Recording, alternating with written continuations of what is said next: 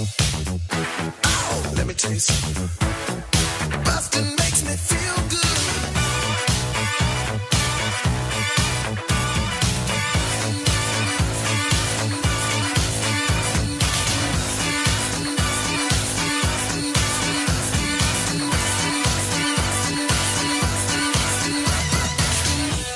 Hello, everybody. Welcome to this week's episode of Blockbusting, the podcast where we love to hate the movies. I'm your host, Jay Light. Joining me today, Keith Carey. What's up, man? Hey, Keith. How are you, dude? I'm good, dude. I am up way too early.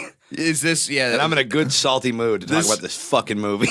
You know, I had to switch to morning recordings for the next few weeks, and I think it makes people angrier, which I'm totally on board You're with. bringing people in a real shit mood. Yeah. Who the fuck wants to be awake this early on a Sunday? Yeah, I was on the bus. I'm just like, do I like Jay this much? What's the bus like on Sunday morning? It's real sad because it's a bunch of people who are like, oh, I guess we don't get to go to brunch. Oh, man. The real dumpster driver crowd over there. Yeah, it's a fucking bummer, dude. Let's talk the box office. Let's do it. Box office mojo coming at us with a little bit of some contentious action at the top of the box office. Oh. Pacific Rim 2 tops weekend as Black Panther becomes fifth largest domestic release of all time. Black Panther made such a fucking insane amount of money. Yeah.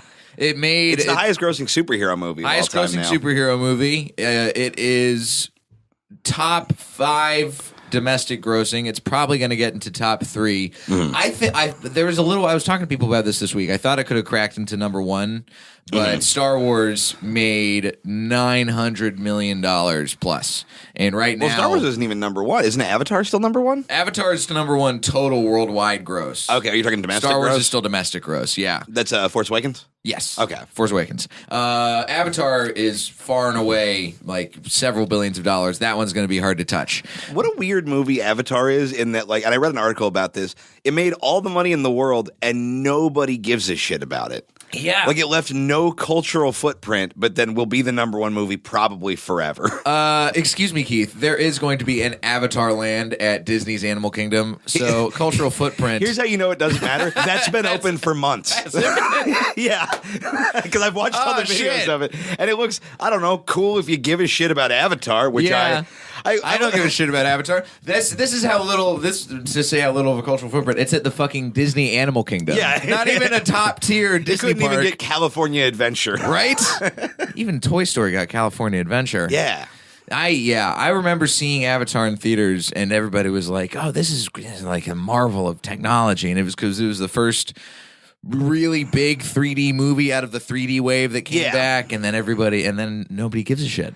I mean, it is like a technically impressive movie, I guess, but like, I think at this point we've hit such a point with special effects that like that can't be all you've got to bring to the table anymore because it doesn't really impress people anymore. We've all seen everything. We see the world get destroyed on screen every week. It's something else. So if you don't have some kind of like story or humanity backing it up, it's bullshit. And Avatar's not like a bad movie, but it's just like a zilch of a movie. I remember seeing it going, that was pretty good. And then never thinking about it again until I heard, they're opening a theme park. Yeah. Like 5 years later. It was one of those movies that, like, it completely boggled my mind how it got nominated for Best Picture. That was fucking nonsense. I get all the below-the-line shit because that's a technically impressive movie, so all the technical stuff should be nominated. 100%. But, like, there's the story. It's an alien love story. Cool. Great. Yeah. I've seen better. Yeah, exactly. I don't fucking care. Yeah, who gives half a shit? And now, they've got 5-movie franchise in the works is what they're working James on? Cameron is a dildo who just makes he's just like, well, I'm going to go take my submarine down to the bottom of the Marianas Trench, meet a new kind of fish, fuck it, and then I'm going to make 12 Avatar movies in a row. Based on that fish that I found. Yeah, and I'm like, man. And the worst part is they're going to make $1 bajillion. I know. God, fucking James Cameron, man. Yeah. Well, we don't have to worry about Avatar in the box office for a little while, I hope. We got Pacific. Sorry, I didn't mean to deter. Dude, it's all good. This is what we're all about. We're all about tangents and deterring. So, Pacific Rim Uprising, number 1 in the box office right now. Okay. $28 million. That seems low, but I bet it did really well globally. It probably did. It's a giant robot fighting movie. That's one of the most accessible genres. It really is. And I love that first Pacific Rim. Pacific Rim is great. It's a fun-ass movie. It's just a live-action anime, and it is straight up retarded. But it's a real fun movie. And it's not, you got Charlie Day in there being a wacky scientist. Yeah. You can never go wrong with that. Yeah, he's got sleeve tattoos for some reason. Yeah. Why not? Yeah, no, it's a good eccentric. It's a good movie, man. Del Toro didn't do this one though, did he? No, this was directed by somebody else. I think I'm sure Del Toro was I'm sure he consulted or produced or some shit. Got to be some kind of EP. He was busy winning all the Oscars. Directed by Stephen S. DeKnight. I hella don't know who that is. He was born in Millville, New Jersey. Why do you have that information before any piece of media he's made? That's what it says on his IMDb page. New Jersey. It's more important. It's more important than what I make. Yeah. He is let's see, all kinds of director, executive producers. He did a bunch of work for Spartacus, Gods of the Arena, and Blood and Sand. Jesus Christ. He wrote a few episodes of Daredevil. He directed that's right, I know the name some from Daredevil. Okay. Also Smallville. He was a writer on Buffy the Vampire Slayer way back. So he's part of like this whole kind of Joss Whedon crew. Yeah. That makes sense. That's a good hire. So here we go. So yeah, and it's not getting terrible reviews. It's kind of doing like average to above average, which is what I kind of expected. Yeah, I mean, it's a movie where a sequel not being terrible is a miracle in and of itself, right? Because it's how do you do that trick twice without it being just Transformers? Yeah. It's just hard to pull off. But yeah, and I don't know how much longer it's going to stay at the top of the box office, given that we are about to enter like the glut of movie season. It is. I was thinking about this the other day. Disney just bought this year. Like Disney is going to make every single dollar in America in the first 6 months of this year because the Black Panther run went forever. Yep. And then right when this is ending, fucking Infinity Gauntlet's coming. And then right when that peters out, the Han Solo movie comes out. Yeah. And that's the thing, is Black Panther still going to be... It just dipped down to number 2 at the box office after 6 weeks. And it very well might jump back to number 1. I could see it jumping back to number 1. Does anything big open next week? Ready Player One. So that'll probably take number 1. I don't even know, man. I think that movie's going to bomb really hard. I don't know. Well, that's the Ready Player One is going to suffer from the same problem Snakes on a Plane did, which is that the internet gets really excited about it, but the internet doesn't go and see shit in the numbers that are going to propel it. I'm gonna disagree with you because I think that the Ready Player One actually has less internet hype than Snakes on a Plane did. I think it's different. It's a different level of hype. Ready Player One's a different level of hype, but Ready Player One also there was that whole everything. Once the ad campaign came out with the mock-up posters that looked super dumb. Yeah, everybody was like, "Oh, fuck this movie!" Then this movie's going to be terrible. And then they dropped it at South by Southwest as this quote unquote secret screening. And then everybody was like, "Oh, this movie's actually really good. This is classic Spielberg." It very well might be good. I've never been madder that a movie exists. Ever than Ready Player One. It just looks so just unnecessary, and it's just like just a pile of things you remember. And I don't know, nostalgia in general, like. I feel like it's an overtapped well. It for sure is. And I was like, my buddy Kyle Clark sent me a list of all the references in the movie. Like somebody compiled them. Jesus. And yeah, I'm reading through, and some of them I'm just like, they're like, oh, Chappie appears. I'm like, oh, Chappie the robot. Chappie. People who did not want to see the movie Chappie want to see Chappie pop up in this movie. Buddy, Chappie, come on. I think that there's never been a better time to be nostalgic in the media world than there is right now because nostalgia is where the big money is. Yeah, I know, but I'm waiting for that bubble to burst. Look, I think that it has lent itself to some good media and some really bullshit, terrible media. I mean, I'm not, I'm a hypocrite because I love Marvel movies and I love like Star Wars and shit, but like I like Last Jedi more than Force Awakens because it moved off the nostalgia thing and was like, nah, fuck this, we're gonna burn everything down and build a new Star Wars. Yeah. Like that's what we have to do. With these that's why I love that Black Panther just fucking buried everything. Yep. Because we've never seen that before, and that movie is so much different than any other Marvel movie. And now it's like, okay, we have a fucking like a path going forward that's not just remember this. Yeah, now they can finally blaze their own trail, and that's something I know that they've been talking about a lot heavily in the Infinity War marketing. Is this is going to be a movie that is going to completely disrupt the entire Marvel cinematic translation, universe. We're killing everybody whose contract ran up. Yeah, well, you gotta do what you gotta do. Yeah, that fucking kid who plays Bucky wants way less money than Chris Evans, so he's getting the shield. Sebastian Stan, come on up.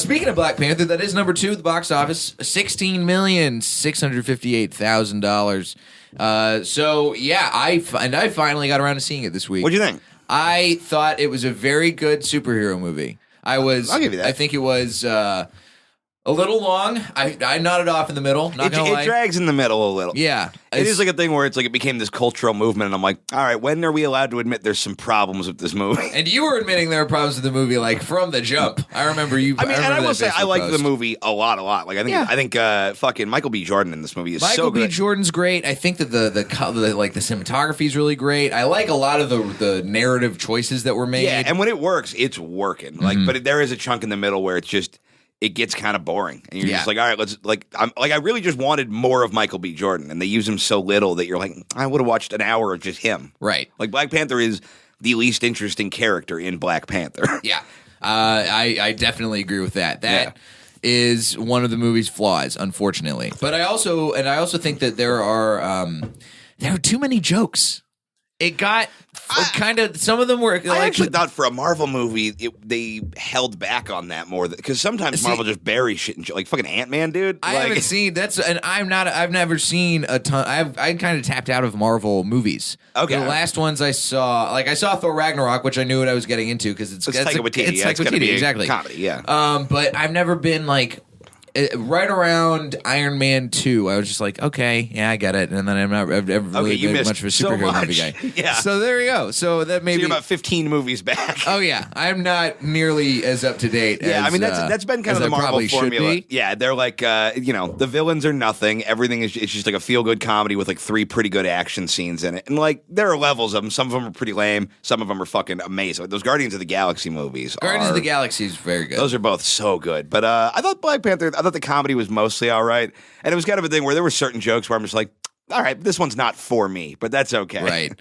I think that there was the one that really put me off is there's a joke in it's either in or right around the last fight sequence. Yeah. With it, I think it happened, something that happens like when they're on the train platform and the train keeps passing by. Okay. And I remember there's something that somebody said and it got a big laugh in the theater. And I was like, why are you putting jokes in this part in this part? I don't even remember that. I'd have to rewatch it. It's either during the fight sequence on the train or just before it when they're having the battle up with the rhinos. And I mean, it's probably when they're having the battle. But then again, you just used the phrase, they're having the battle with the rhinos. Right, and I love the battle rhinos. If there was ever a time to put in a joke, it's near the battle rhinos. I guess. Make it battle rhino, Jason, if you gotta.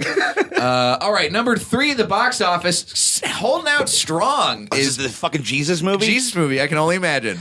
Dude, I hate this like cottage industry of like Jesus movies that make $10 million and they're like, well, look at this. They could open a fucking movie. It's like, no, you can't. Stop it. Look, it's made so far, 2 weeks in, $38 million. I don't know anything about this movie other than it's a Jesus movie. I assume somebody who was on a CW show 12 years ago is in it. Probably. The lead character looks like Seth Rogen with Down syndrome. So Seth Rogen? Seth Rogen Slogan. 10 years ago. It's a movie about it's a biopic about the lead singer of a Christian rock band named Mercy Me. Oh, fuck. I remember Mercy Me from my church days. They're bad. Yeah. They are some sub jars of clay bullshit. But guess what? They got a biopic about him because they did that version of I Can Only Imagine. They got super. Dude, what a. I mean, I don't know why it makes me so aggressively mad because it's like it doesn't really affect. I'm not going to see it.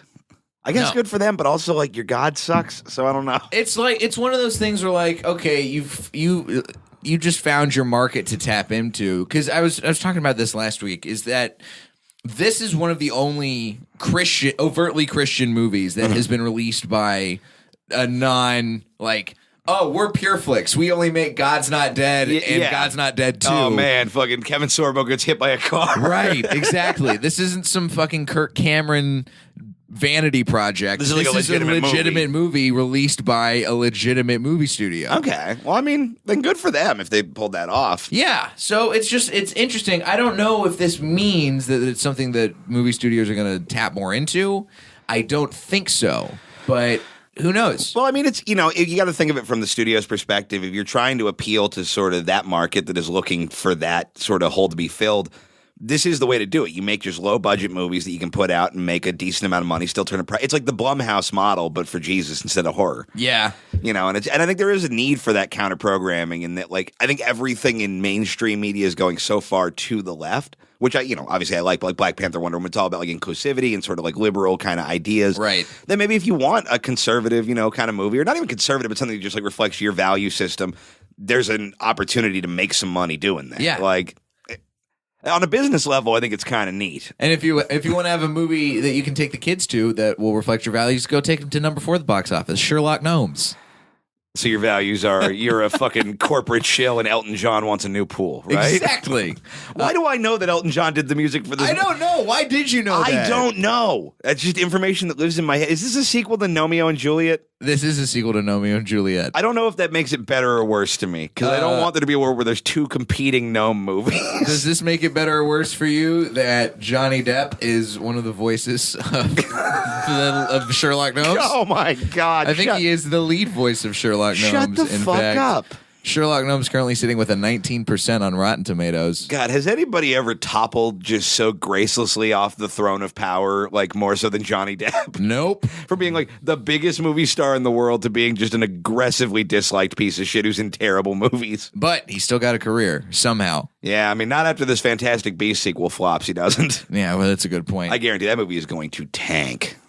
Oh, God. This, James McAvoy, Emily Blunt, Chiwetel Ejiofor, Mary J. Blige, and man. Johnny Depp as Sherlock Gnomes. That is a shockingly good cast for that movie. This reminds me of like in 2006, they would make like the mid 2000s, they would make so many of these like super cheaply animated, like sub-VeggieTales level fucking CGI movies, and then just hire every like big name celebrity they could get to like just fucking milk money out of it. Do you remember Delgo? Yeah, dude. Delgo was exactly. I was thinking of Delgo. Exactly. That was what I was thinking of Delgo and Hoodwinked. Those were the 2 movies I was thinking of. Hoodwinked. I completely forgot about Hoodwinked. So did The World, my friend. Fucking Delgo, man. I remember that was at a movie theater in my neighborhood back in Texas. And nobody went to it. Yeah. Ever. I mean, that's par for the course. The least successful wide release movie of all time. But I remember I took my little brothers to the movies one day, and basically I have like one brother who's like he was 12 at the time. I was 16. The other one was 8. So we basically just pushed the 8-year-old into that theater, and then we went and saw Hostel. Because we were like, nah, we're cool, but he's a bitch. There you go. Get him in there for Delgo. Yeah, enjoy Delgo. Sherlock Gnomes made $10 million at the box office. That's $10 million too much. And it cost $59 million to make. And I haven't seen a frame of film of this, but I guarantee you it's the worst thing ever made. I saw trailers. And I also saw, I'm going to show you this, actually, I found this terrible parody movie poster of it. Sherlock Gnomes poster. So they've been doing a lot of, in the Ready Player One vein, a lot of terrible movie posters that are parodies of other movies. But they did one, this is, I'll put a link to it in the show notes. I'm going to make a guess to what it might be. Okay, is it a Sherlock Holmes? It's a Sherlock Gnomes poster parodying a movie. But it's not, is it parodying a Sherlock Holmes movie or no? All right, I'm going to say Sweet Gnome, Alabama. No.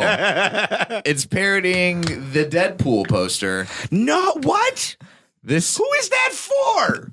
This is the poster. That doesn't even make sense. For those of you who are not looking in the show notes where I'll have this link to this picture. They just wrote gnome pool, and then it's a picture of a faggoty little gnome with his hands on his face. That's not, it doesn't even rhyme. It doesn't rhyme. It doesn't make any goddamn sense. Again, there's no crossover audience between Deadpool and Sherlock Gnomes. If you have a little kid who watched Deadpool, they don't want to watch Sherlock Gnomes. Yeah, you got a cool ass kid. Yeah, you got a cool Keep them away from Sherlock Gnomes. You got a cool kid who's going to be a super lame, like 20-something. God. Man. Yeah, so that's going to fall into the Peter Rabbit vein where it's going to stay in the box office for like 7 weeks. It'll be in the top 10 and it'll make its budget back. But like, god damn, just make some better kids movies. Yeah, animation always has legs because it's just like if you're taking your kids to the movie, you're like, I don't know, that's a fucking kid movie. Right, exactly. Yeah. Number 5, Tomb Raider.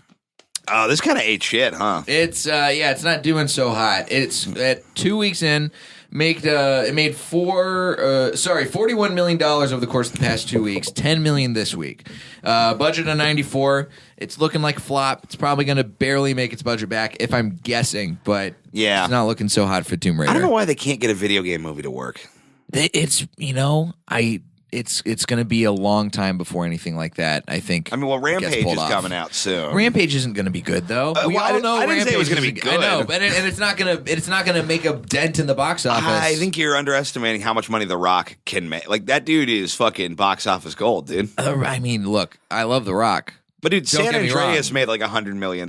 San Andreas made $100 million. It made a lot of money. All right, The Rock actually might do some work. And it's a really easy. Here's how you know The Rock thing to is do international. Exactly. It's just like, oh, The Rock is fighting monsters. There couldn't be a more sellable like movie. Yeah. Here's how you know The Rock is like a legitimate movie star. And there's not a lot of like big, because in the 90s there were so many like movie stars. Right. You know, you'd be like, who gives a shit what the movie is? Tom Cruise is in it. We're going to the Tom Cruise movie. Right. That doesn't really exist anymore. The Rock is probably is the closest we have to a modern movie star. And the way I know is I was watching a YouTube video of something this morning, and there was an ad for Rampage, and there was no footage from the movie Rampage in it. It was just The Rock filming a selfie of himself at the gym, just going, Rampage comes out next week. I'm fighting a gorilla. I'm fighting a wolf. I'm fighting a lizard. Check it out. And then Rampage in theaters. Fuck you. Oh, God. I mean, that's how you know that dude is a draw. They're like, we don't even need to show them the movie. Just show them The Rock wearing no sleeves. That works. Yeah, That's good marketing. That fucking Jumanji movie made like $200 million. That Jumanji movie was that Jumanji. I didn't movie. see it. I'm sure it was fine. I like all those people that were in it. It's totally fine. It's fine to a little bit below fine.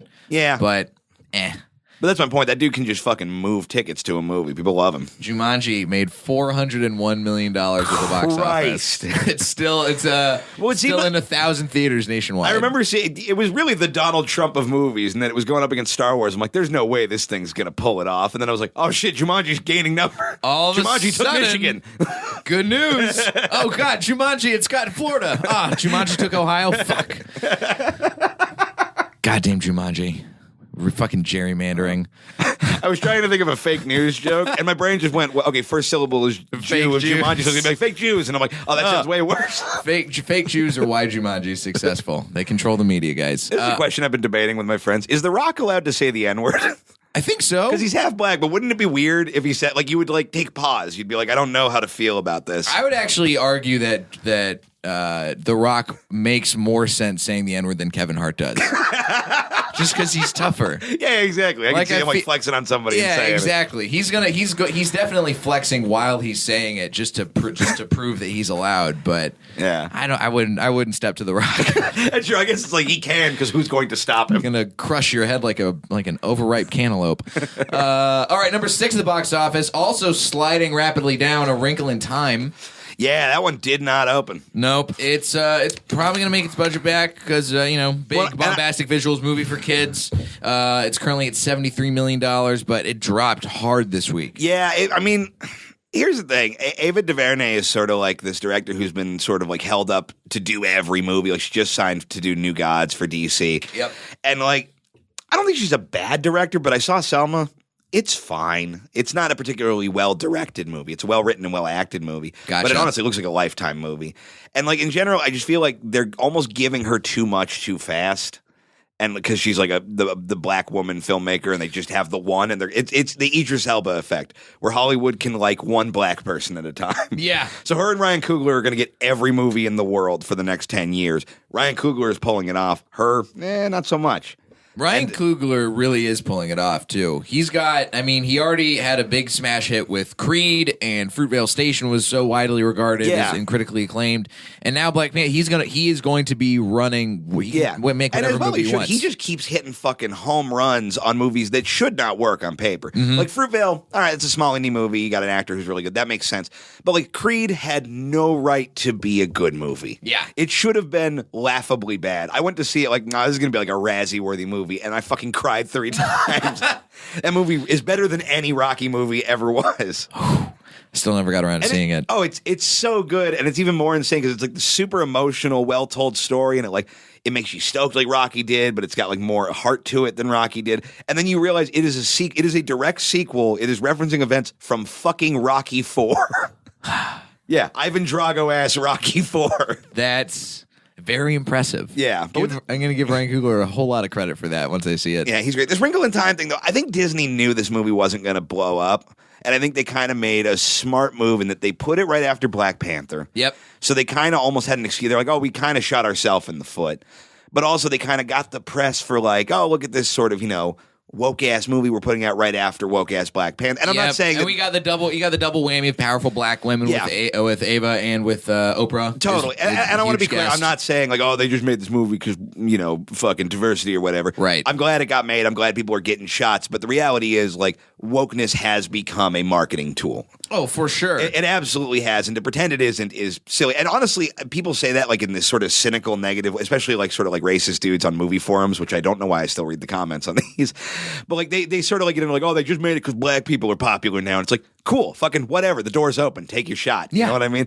But I think they knew, okay, we can get the good press out of it. It doesn't matter if the movie doesn't really make that much money because we just made $1 billion fucking dollars on Black Panther. So it just is a very good look for them in February. Oh, for sure. To drop those movies back to back. And I'm glad that movie exists. I get the feeling A Wrinkle in Time will be a movie that sort of gets picked up by an audience later. Yeah. Like, I feel like there's going to be sort of like a future wave of sort of like young girls who see that movie and are really stoked. It's going to like be like, I'm trying to think of a never-ending story, like sort of a one of those movies where like super fantastical. Yeah, it kind of like it does okay in its time, but it's like very widely regarded as like sort of like a a nostalgic classic by like the people who found it. Whatever Tumblr is in 5 years is going to have a shitload of Wrinkle in Time memes. Exactly. I think its legs are coming on home video, so I don't think it's dead. I just think it's not going to be a huge box office get. Yeah, I think you're probably spot on with your assessment on that one. Love, Simon, number 7 at the box office. That's the gay one, right? That's the gay one. I watched the trailer for that. I don't know, man. Here's my thing. I'm bisexual. Like I like any kind of LGBT representation. I would sure like to see a movie where a gay guy can do something besides talk about how gay he is. Yeah. It's every gay movie is just like, look at this faggot, learn how to be a faggot. I'm just like, nah, come on, man. Like I want Gay Panther. Like I just want to be like where it's like, I'm gay. Whatever, I'm also doing other stuff. Right. Like I want to see a Jason Statham movie where he's just gay and it's incidental. That would be, if he was gay, the whole Fast and Furious franchise, I'd be very on board with that. Well, in the Transport, I read those Transporter movies are super fun. I don't know if you've seen those. I've never seen those, but I am familiar with them. Well, because they're Luc Besson movies. Yeah. Luc Besson knows how to make a real fun, dumb action movie. Yeah. And the first one is one of the most homoerotic things I've ever seen. At one point, he is oiled up. Like, he puts, like, motor oil on himself. He oils the floor, and he puts fucking bike pedals on his feet so he can ice skate around on the oil while he beats dudes up. That sounds like a very Luc Besson move. Yeah, finds an Asian girl in the trunk of his car he has to save, never fucks her, never kisses her. There's no romantic tension there. There's like a police chief who you think he might be fucking. And for like 2 sequels, you're like, oh, he's gay as hell. And then they finally made him straight in the third one and ruined everything. But I read an interview where they were like, yeah, he was supposed to be gay. And then the studio pussied it out. Fucking pussy studios. But so I mean, and that's not to disparage Love, Simon. I'm sure it's a good movie. I've heard good things. Guy Branum said he liked it. And Guy Branum is the queen of gayness. But yeah, I've heard it's very good.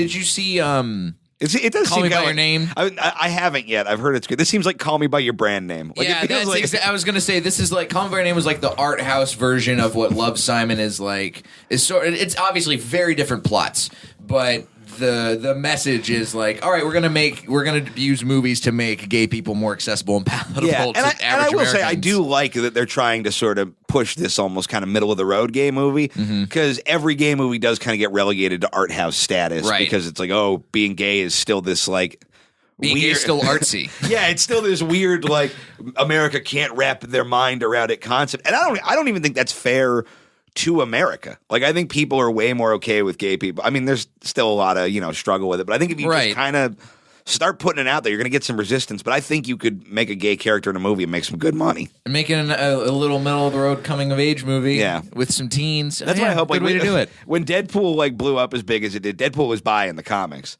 And I was like, man, if in the sequel we can get Deadpool to just, like, fuck one dude, like, even him getting pegged in the first one, I'm like, this is progress. Coming up, closing out the box office, number 8, another new entry, Paul, Apostle of Christ, more Christian movies.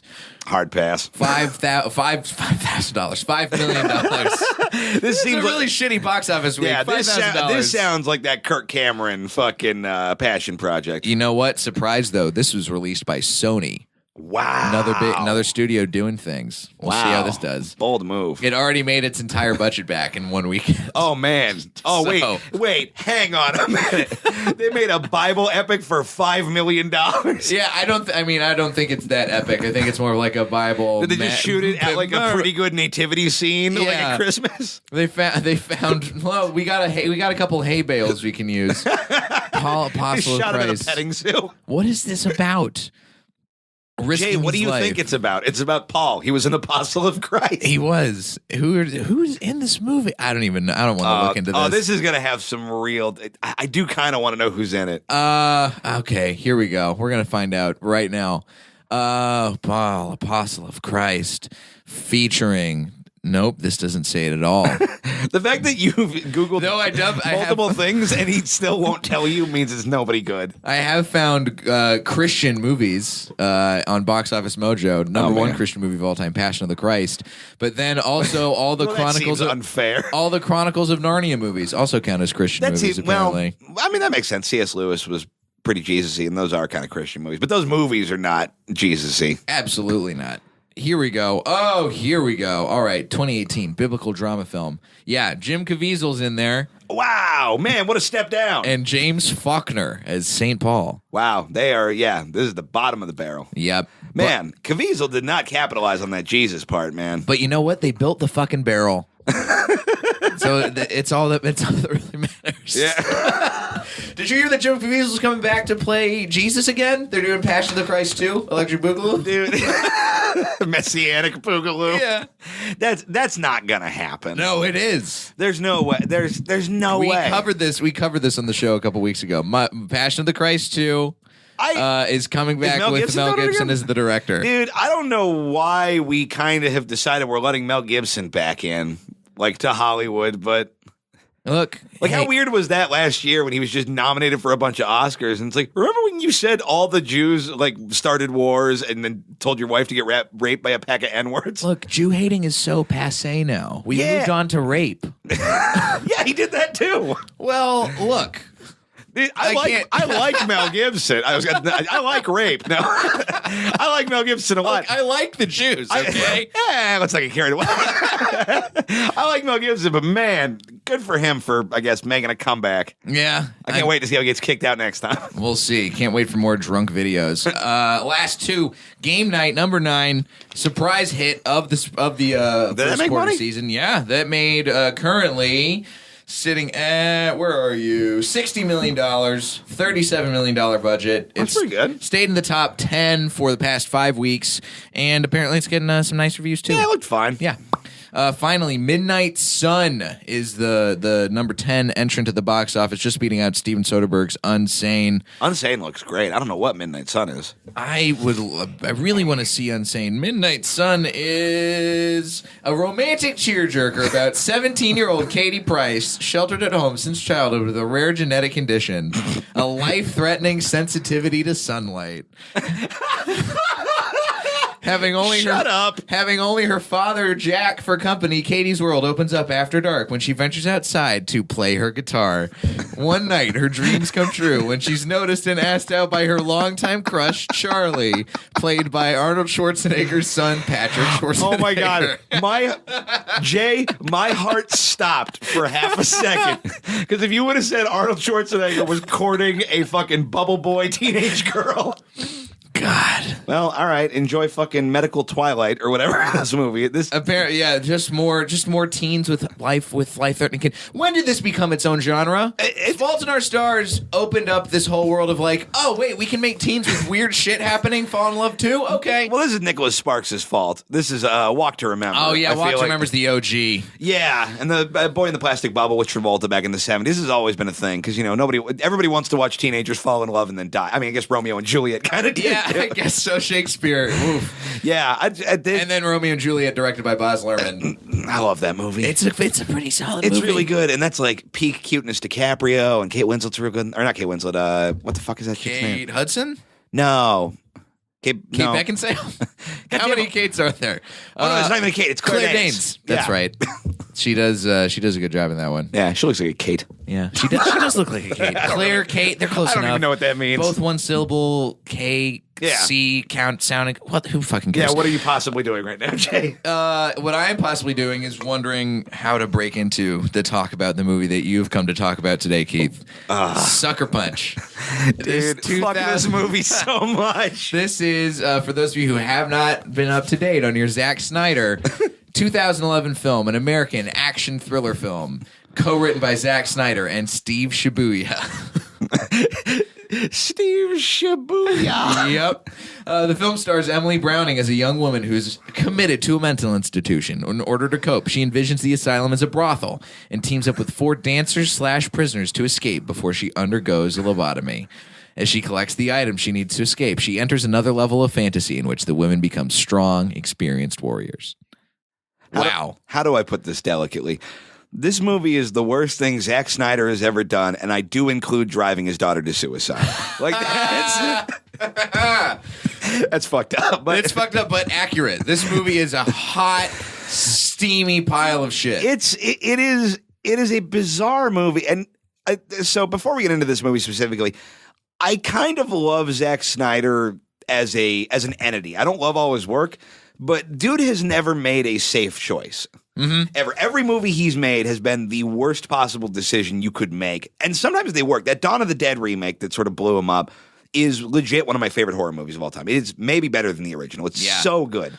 And then like Watchmen is a movie that was considered unadaptable forever. He made it. It's a pretty fucking good movie. I really enjoyed Watchmen. I do too. I don't think it has all the nuance of the books, but it also like the books are very of a time and they're very Alan Moore. And like I think he does the best version of a big scale Watchmen movie that you could possibly do. Exactly. 300.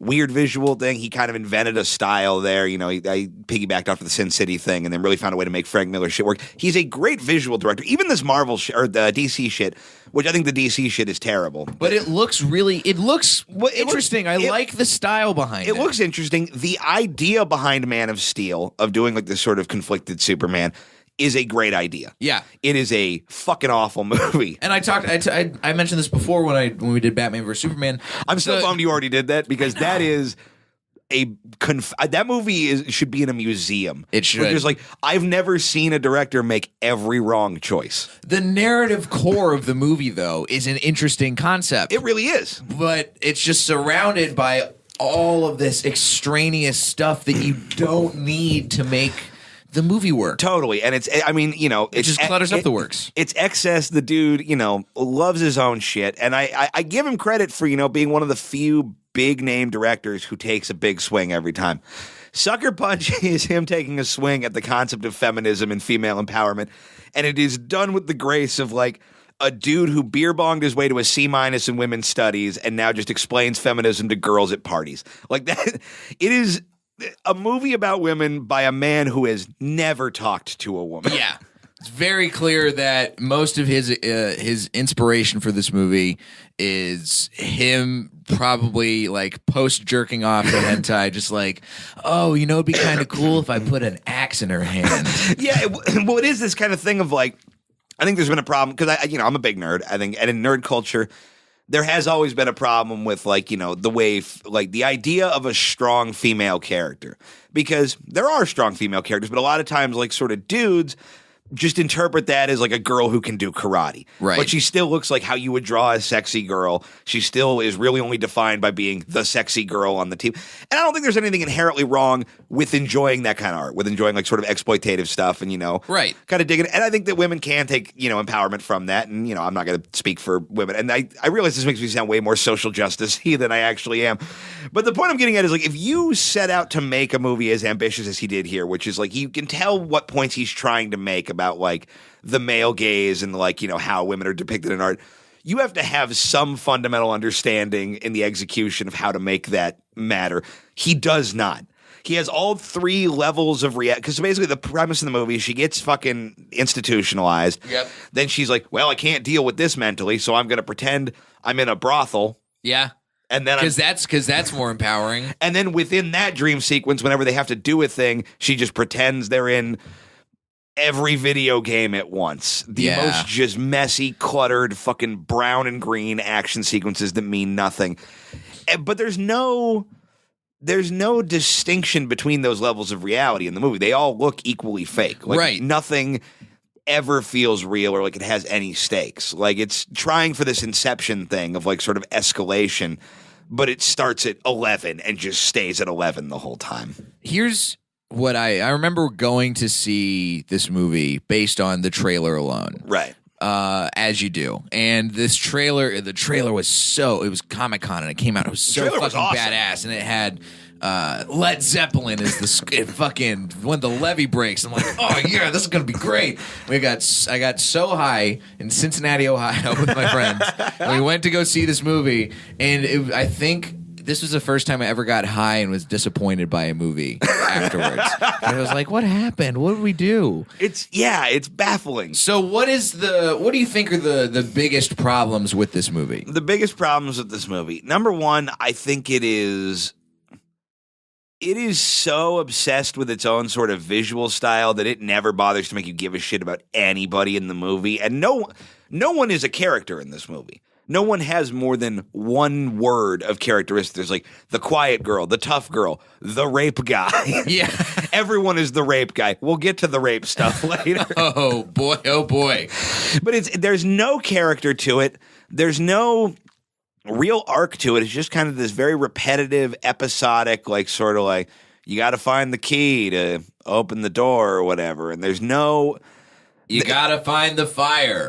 Yeah, it's a movie that thinks it's so much smarter than it is. And I don't know why that always drives me so nuts. If you would have just made this big goofy shit and just leaned into it and not been so fucking self-serious about it, I think I could have enjoyed this movie. I'm with you there. I remember because when I rewatched this movie, I was just struck by how it takes itself way too seriously. Yeah. If it's a movie, look, I've got no problem with movies that feel like video games. I love The Raid.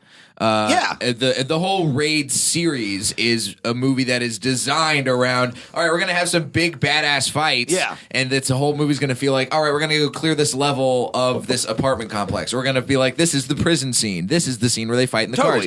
But it works because it's not taking itself too seriously. It's just being exactly what it is. Right. This is trying to say too much. It is, and it's saying nothing about any of it. Right.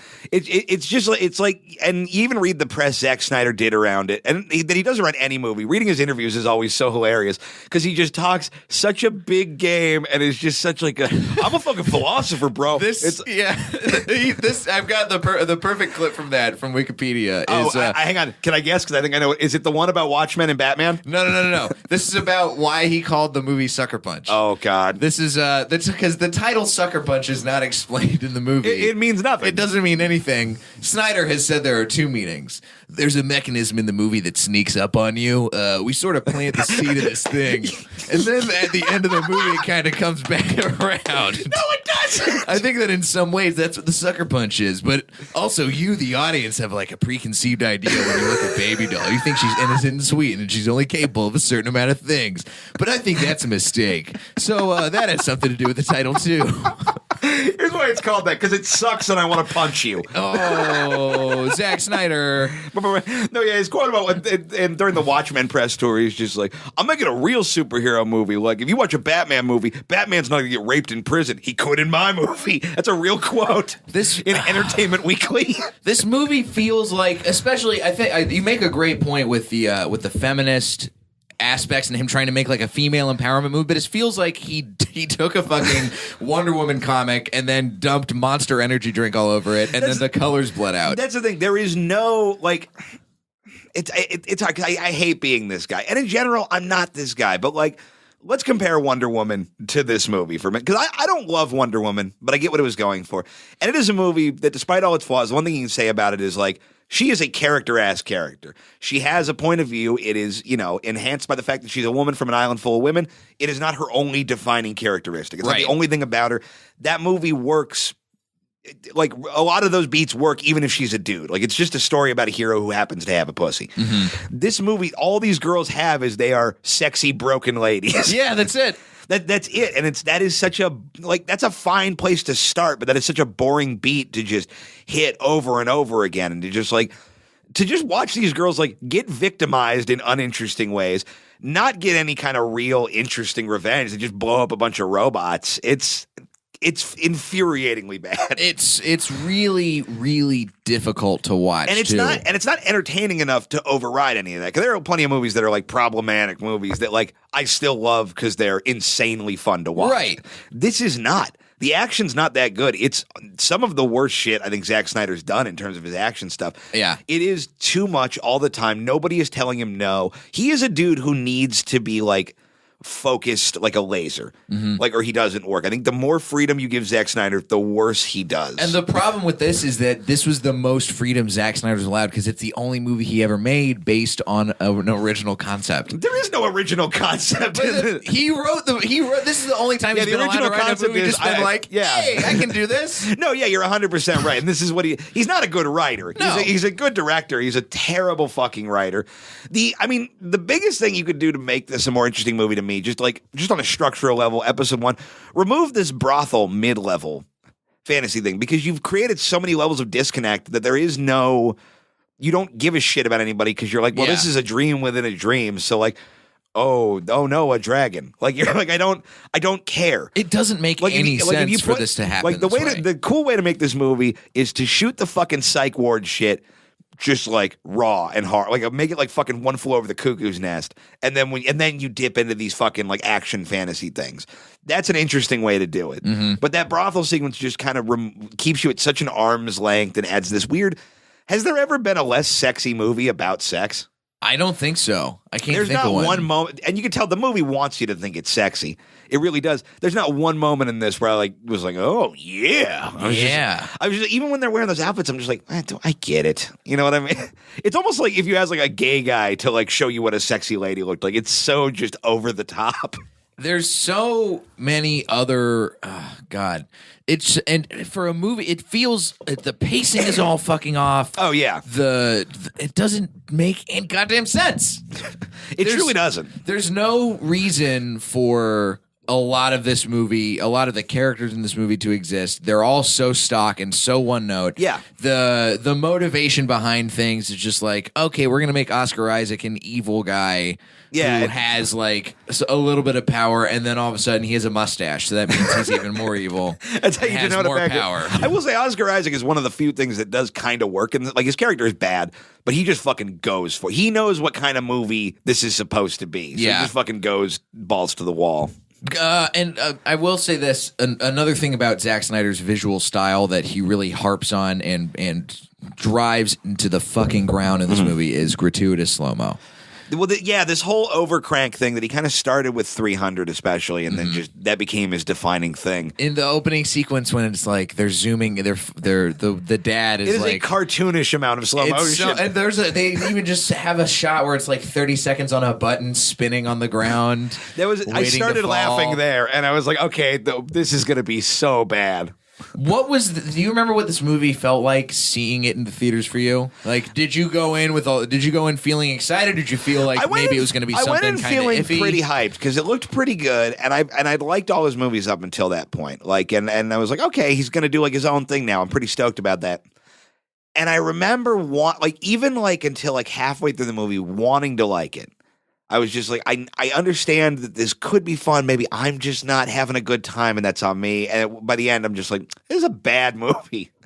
I went with a buddy of mine who was like way madder than I was. He like threw something at the screen by the end of it. He was just like, fuck this movie to death. It's just this movie shouldn't have been made. There's so many. Okay, I don't even think it shouldn't have been made. I think it's again, going back to my Zack Snyder theory, it is a really interesting concept.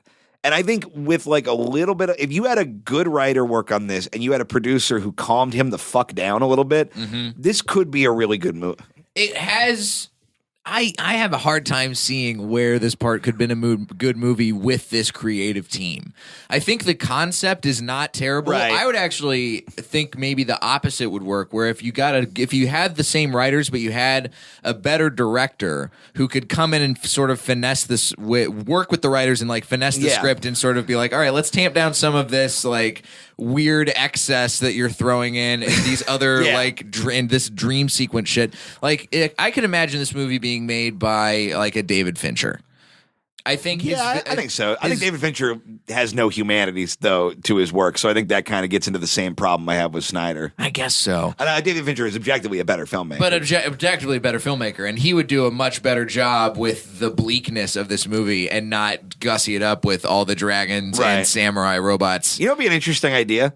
What if you get like like an art house kind of indie director to do the mental hospital stuff, and then you just bring Zack Snyder in to do the action stuff. Oh, I like that. That's like, so there's literally just such a tone shift. You're like, oh, we really are in like a different, like these people have left their minds and they have to like disassociate from this reality and go to this reality to deal with the things that are happening to them. That's a fucking idea. That would be great. Yeah, that's a, like if it's like fucking, I'm trying to You think get like Harmony Korine in here. oh my God, that's perfect. Yeah. Oh my God, Harmony Korine directs all the rape shit and then fucking Zack Snyder builds a robot. Dude, that would be an amazing version of this movie. Yeah. Oh, that would be fantastic. God damn it, I want to see that now. There would be all the rape would be so much more uncomfortable than it already is in this movie. I mean, given that this is a movie where you find out that Oscar Isaac is like raping lobotomized women Like you by do. the end of the movie. It would be truly horrifying, It would. which I think would work better for the movie. That's another thing about this movie that I think it doesn't really quite land on any one particular genre, Right. and do that well. Like if you're going to blend things and make it an action thriller, whatever kind of movie, find at least one part of that movie where you're focusing on the genre and Right. honing in. You know, like you said, Zack Snyder does really well when he's laser focused. Totally. And there's too much all over the map. He didn't Yeah. zoom in on anything. Yeah, and that does sort of speak to the thing of like, because that stuff in like the brothel and then the psych hospital is so over the top and like, you know, overcranked and just sort of dramatic and like oversaturated, it doesn't feel terrible. Like it doesn't feel painful. It doesn't feel like anything really that bad is happening. And because of that, the whole crux of the movie of like, oh, we're escaping to a different sort of like frame of reality and a different mindset doesn't make any sense because they haven't really left the reality we've been in the whole movie. Right. There's just bigger shit happening, but it all feels the same and the stakes feel the same to it. Yeah. Which are pretty fucking low to begin with. Yeah. Now, one thing that I think it's really the only part of this movie that seems to have garnered any kind of critical praise in the years since its release is people looking at it as this sort of modern exploitation movie. Now, there are a lot of other better exploitative women, whatever. There's a genre title for it. Yeah. But an exploitation movie specifically for women, not like blaxploitation. It's called sexploitation. Sexploitation. Thank you.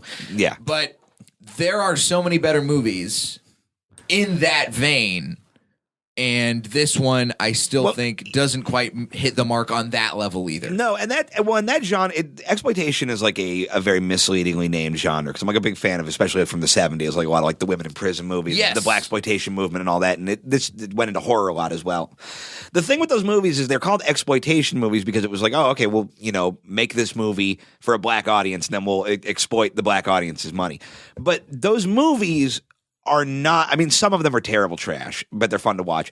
But the ones that are really good and that are hailed as like sort of classics of the genre aren't really exploitative in a way of like, oh, we're taking power from this group of people. Exactly. What they are is they're holding this group of people up and they're like, okay, you never get to see a black lady in a movie, so here's Pam Grier looking the fucking sexiest anyone's ever looked. Right. And you know, yeah, she's hot and you're going to see some tits because you came to the movies to see some tits, but she's also a bad bitch. She's at maximum Pam Grier. They can make cool ass movies because it's like people are going to come because there's fucking, you know, black people and tits in it.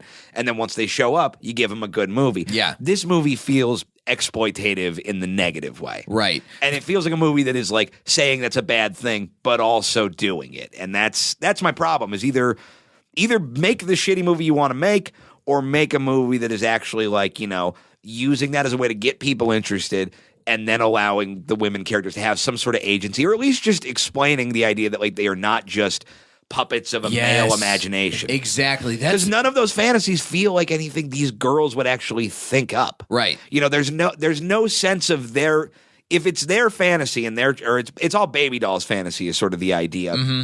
None of it feels like her. Nothing is given to us about that character that makes us think like, oh, this is what the inside of her brain would look like. She would totally be imagining everybody as and being I'm in a not saying it brothel. has to be like, you know, fucking unicorns and whatever. I'm saying that like it should have some connection to the character and have some sort of, you know, not even just female, but just like a personal voice to it. And it just feels like she disappears into Zack Snyder's brain. Right, and we have we're not even given any time to get into her head for this to even attempt to make sense. I was looking at the IMDb page. She doesn't have a line of dialogue until 18 minutes into this movie. Yeah. And she is the lead character, and that is not a cool dramatic choice. That is we couldn't think of anything for her to say for 18 minutes. Not fucking great. See, and that's the thing. This movie does not empower its lead characters. If you're trying to make an exploitation movie, you got to find a way to empower those characters. Agency is so important from a narrative standpoint, from a characteristical standpoint. Yeah, or not even empower, but just give them a voice within the narrative. Yes. I love revenge horror movies, like real gnarly brutal, like I Spit on Your Grave and like Last House on the Left, these are horrible movies about like rape and shit. And there's a lot of problems with them and they don't age terribly well. But the whole crux of it is always how this person is reacting to a thing that happened to them, why they want to get revenge, why they're, it comes from their point of view. They are the audience point of view character. This feels like the audience point of view is just like, look how cool the explosions are. Exactly. And there's nothing interesting about that to me. Let's throw some explosions and some titties next to each other. Yeah, the genre of this movie is... You know what? What if Michael Bay had made this movie, though? Would it be worse? I think it would be flashier. Here's the thing. I actually like Michael Bay. I like Michael Bay, too. You know why I like Michael Bay? Is because Michael Bay knows he makes Michael Bay-ass movies. Right. Michael Bay has no illusions. Michael Bay knows what he does well, and he really, I think, loves the movies he makes. Like, there's no overreaching. There's no cynicism to it. Those Transformers movies, I didn't see the fourth and fifth one or whatever. Those first three are fucking great. They're really entertaining. Well, the second one is terrible, but the first one is legitimately a good movie. And the third one is so insane because it literally ends with Optimus Prime blowing off a robot's head with a shotgun while he begs not to be killed. It is a batshit movie. Or did you see Pain and Gain? No, I never. Dude, I have it saved on my computer. I never watched it. Pain and Gain is such a cool movie, and I'm so bummed it didn't get more attention than it did because it is literally what if Michael Bay made a Coen Brothers movie. It is like a Coen Brothers story with a Michael Bay. And it's got The Rock. And it's got the fucking Rock in it. And Marky Mark is at top form in this movie. This movie rips. Gotta watch that. You really do. I have it saved on my computer from my torrenting days. Yeah, it is straight up insane. And I love it. And I like Michael Bay, I think. And I don't hate Zack Snyder. I just don't think he knew what the fuck he was doing. Yeah, he probably... I would have loved a version where he produced this movie. He had the idea, and then they gave it to... smarter people. Yeah. At least just on a script level. Because I could maybe deal with the visual stuff if there was just a better written thing. I think if you remove that middle level of all the brothel stuff, because that's all the most unmemorable shit, too. Right. If you remove that, just have them be in the mental hospital and then go into, like, the fantasy world, then you have more room for character building. You have more room to kind of, like, establish a tone, establish your characters. You've cleared out a lot of clutter just on a structural level. And then you can make a pretty okay version of this movie. Mm-hmm. It's wasted potential is why I'm so mad at it. It really is wasted potential. You got characters that are cardboard cutouts for most of the whole movie. And you got a great cast. There's a lot of really good people in this movie. Oscar Isaac's really good. Oscar Isaac's great. I love Carla Gugino. I like what she does because she's kind of this very over-the-top character actress, but I think she's always fun whenever she pops up and stuff. You know who's great? Not so much great in this. She's okay in it, but who is an actress who I feel like never gets her good break is fucking Jenna Malone. Yeah, I'm a fan of Jenna Malone. If you don't know listening, she was in Donnie Darko. She's the girl in that. Yeah, she's in Donnie Darko. And she's in one of my favorite movies that is actually kind of, I wanted to bring up, it's a good counterpoint to this movie. Did you see The Neon Demon? No, but I've heard very good things. It's great. Yeah, for anybody listening, it's a horror movie by Nicholas Winding Refn, the guy who did Drive and Bronson. And it's basically about a model who comes to LA and basically gets turned into like a demon. Right. And it's a movie that's dealing with very similar themes here, the idea of fantasy versus reality. There's a lot of sort of dream sequence shit in that. It's sort of a movie that skirts that line between like we're telling a female story, but we're also like really kind of exploiting it, but it's about the exploitation of women. It is a grimy, ugly, mean fucking movie, and I love it so much. I've heard it is so much about this movie. It is fucking great. If you want to see a good version of Sucker Punch, if you want to see like the movie that could have been, watch the fucking Neon Demon, dude. Well, I guess I'm gonna watch the Neon Demon. Jenna Malone is so good in that because she takes a turn. I'm not gonna spoil it, but like 2/3 of the way through the movie. That literally, I went inside in the ArcLight packed theater, and we all collectively just went, "What the fuck is happening?" I can't think of another time I've seen a crowd lose their mind in a movie as much as they did when this thing happens. And it's It's a really, really good movie. It's a slow burn and it's fucking weird, but it is it's cool and it uses all the themes that get wasted in this movie in really interesting ways. I'm gonna have to check it out, and that's I know available on Amazon. Yeah. So go give that a watch. Yeah, don't folks. watch Sucker Punch, but buy this. Yeah, fuck Sucker Punch. Goddamn, Zack Snyder. I hope that you come back to being more than just visually interesting and making some better narrative choices in your future career. And who knows what the fuck he's going to do now, because the DC thing, I don't even know if he's going to be attached to it anymore. Who knows? Because he buried that fucking shit. Yeah, that's done. I have hopes. I think Zack Snyder could make something good again and something that I would want to watch again. I would love to see that. I would love to see him buy a weird. You know what I would really love to see Zack Snyder do is a movie with no explosions, but like put the Zack Snyder stank on it. Like try and like tell an interesting visual story without leaning on these big genre things. Like because I think he could do something really cool with it. I think he has a really interesting sort of like idea of tone and scope and this very sort of like operatic feel to everything, which I think is cool. I think it's, I think there's a lot of sort of, people lean into like sort of subtlety is good, and sort of the idea of kind of mumbliness and sort of like taking shallow swings is considered like artsy or whatever. I think people who make big, bold fucking choices deserve to be celebrated. I just want to see him take them towards more interesting things. I will say one last thing. Enough with the fucking grimy green brown filter on these movies. Yeah. This movie enough. Yeah, and while we're talking about the grimy green brown, the color palette is terrible in this. I hate it. Here's another thing. Enough with the sad girl covers of famous songs. Yes! Because the soundtrack to this fucking movie. I fucking hated their Pixies cover on this song. Dude, the soundtrack to this movie is like somebody buried every mixtape I've ever made in a pet cemetery. And it just came back fucked up and shitty. It's just, oh, you like White Rabbit, do you? Well, what if we... The Iggy Pop cover on this fucking soundtrack is a war crime. This movie, top to bottom, terrible picks all the way around. Keith, thank you so much for coming in and talking about it. Dude, thank you for having me. Sorry I made fun of Zack Snyder's dead kid. I'm sure she was great. It's okay. She's just living in a brothel in his mind now, so it's all good. Fuck. Keith, where can my listeners find you? I know you're going out on tour coming up. Yeah, when does this come out? This is going to be out tomorrow. Okay, cool. I'm going on tour with the Meme Boys. I host a podcast called Meme Boys. It's me, Connor McSpadden, and Tom Goss. We're going to be on tour all of April. We're going to be in Milwaukee, Chicago, Fort Wayne, Detroit, Cleveland, Pittsburgh, Philadelphia, D.C., and New York City. Go to memeboyspodcast.com. Find tickets for all that. Follow us at Meme Boys Podcast. Listen on iTunes, and you can follow me on social media at Keith Tells Jokes. Wonderful. You can follow me at Diet J on Twitter and Instagram, jlightcomedy.com for show dates. And that is all for this week. Thank you for tuning in to Blockbusting, guys. Go see something good for a change.